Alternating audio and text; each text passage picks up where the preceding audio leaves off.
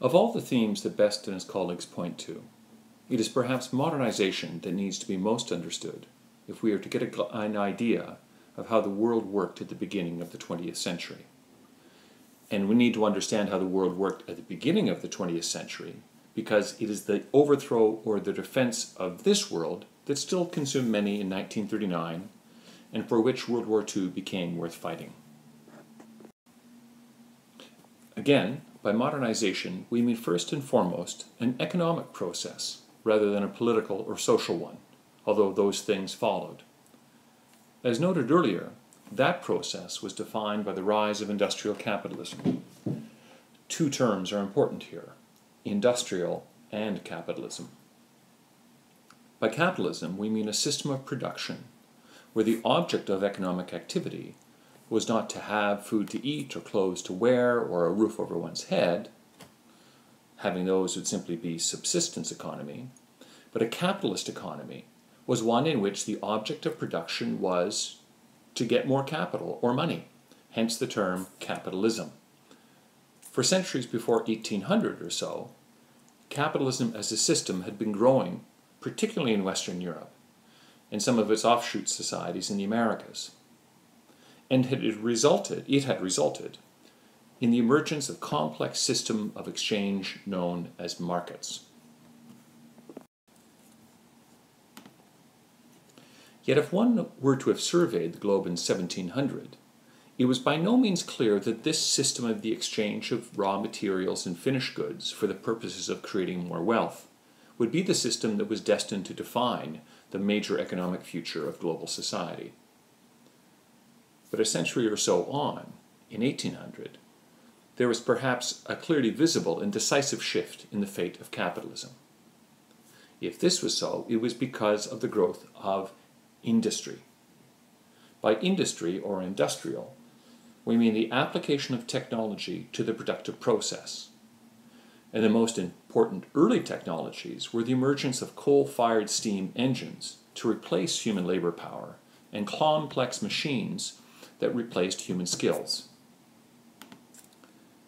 The application of technology to the productive process had a revolutionary impact on capitalist production and upon the societies in which it occurred. Already by 1800, in a select set of industries in Europe's northwestern corner, particularly England, the dim outlines of what was going to transform the entire globe over the next 2 centuries was beginning to be apparent. Where machines and engines were introduced, new capitalist factories were able to grow faster, to work faster, longer, and with greater precision, and with far higher levels of production than anything that had ever been seen before. The productive capacity of industrial capitalism had 2 important consequences for international history in the 19th century. The first was the demand for raw materials that industry needed. Already by the end of the 18th century, i.e. around 1800, European industries were demanding ever greater quantities of materials that Europe alone could not produce or supply, or that were readily available to be imported from abroad. One of the first and most important of these commodities was cotton, none of which was grown in Europe. Cotton was being turned into cloth or textiles by vast mechanized spinning and weaving factories in industrial cities like Manchester and Birmingham. So efficient and fast and productive were these factories that already by 1800, English capitalists were looking further afield for new and existing potential sources of cotton than its traditional source in the southern United States, where cotton was being grown and exported by slave labor. In the textile and other industries, Europeans began to take a global view of how to provide the materials they needed.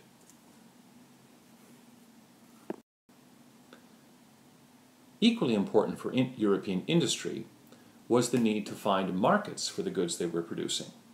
Again, by the early 1800s, English textile manufacturers, for instance, had already maximized their potential to supply the English marketplace itself, and they were also reaching a point where the continental market in Europe was beginning to be saturated. And this was not simply a fact that English textile producers, for instance, were producing too much, but also that they were beginning to face competition from new producers in France, in Holland, in Belgium, the German states, and northern Italy. Karl Marx, one of the first and most perceptive critics of this new industrial capitalist system, pointed to this threat of overproduction.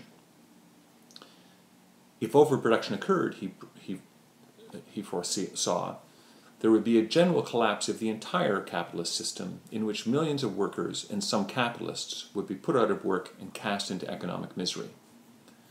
While Marx's view never fully materialized, the threats were real enough that European states, recognizing the importance of industry to their power, began to look for secure markets as well as raw materials in far-flung places to guarantee the success of their factories. For the British, to once again use this example of the first and in the 19th century the greatest industrial capitalist state, India loomed large in their imagination as a place that could both serve as a source of raw materials, produced with the aid of cheap labor, and as a vast market for their finished products. Through the 19th century, the British imposed a direct empire in India that, on the one hand, saw millions of acres of land converted to the production of raw materials that Britain itself could not produce, such as cotton, wood, and foodstuffs. And they also passed regulations that, for instance, prohibited Indians themselves from spinning and weaving their own cotton into finished cloth. Thereby, Indians would be compelled to buy finished English goods.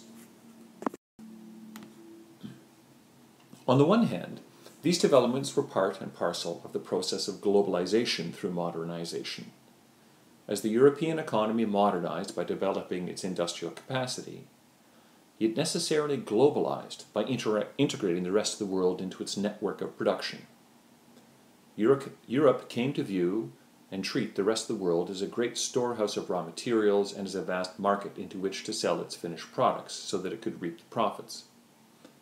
While the foundations of this system stretched back a few centuries before 1800, in the 19th century the modernization process that went along with industrialization began to reshape and interconnect the world in new and in deeper ways. The historian Emanuel Wallerstein has proposed the idea of a world system as a way of understanding this new global market that was emerging in the 19th century. From the European core, regions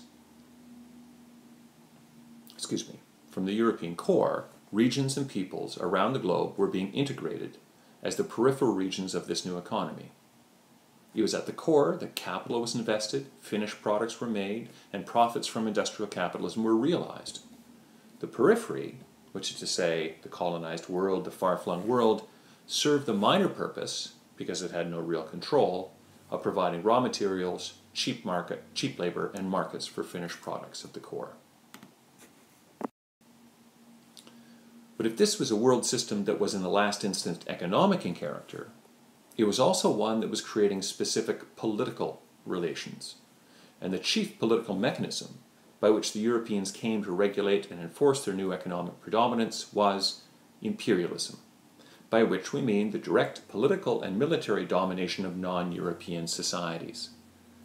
The details and varieties of European imperial control are dealt with in Chapter 4 of the Best text, which covers not only the white dominions of the British Empire, but also the extension of European empire into the Middle East, into India, into Southeast Asia, and in Africa, as well as the ways in which empire changed and adapted to changing economic and political conditions in the aftermath of World War I and through the Great Depression.